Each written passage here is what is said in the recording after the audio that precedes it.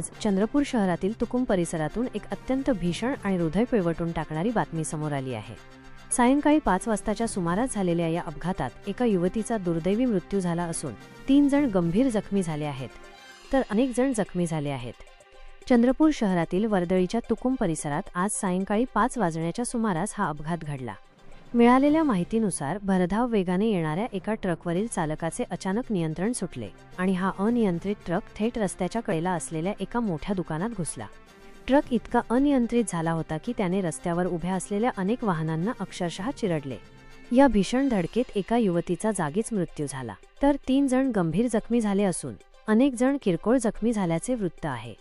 अपघाताची माहिती मिळताच तात्काळ पोलीस आणि आपत्कालीन पथक घटनास्थळी दाखल झाले।